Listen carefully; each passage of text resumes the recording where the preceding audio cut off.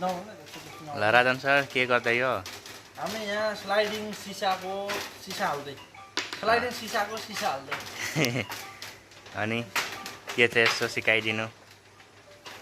यसमा सिकाउने भन्ने अलिक टाइम लाग्छ होइन, दुई तिनवटा पार्ट बनाएर हाल्न पर्छ। त्यसको लागि चाहिँ अहिलेलाई चाहिँ यति सिक्नु कि होइन, इन्टरलकहरू चाहिँ हामी भित्रबाट हालिन्छ कि स्लाइडिङ सिसामा चाहिँ जहिले पनि इन्टरलकहरू चाहिँ भित्रबाट हालिन्छ है।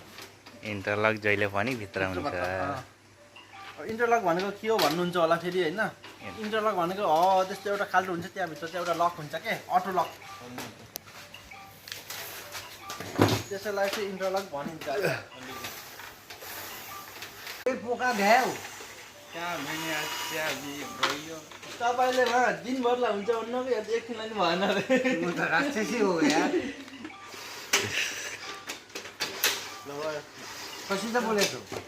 भिडियो बनाउँदैछु। ए गाह्रो छ हो नेपालमा बाबुहरू। गाह्रै छ जिन्दगी। सोचेर नेपालमा काम गर। म त भङ्गी खान पनि पाइन्न, पानी परेको छैन, मुसाहरू कता लुके। बहुत गर्मी रहेछ।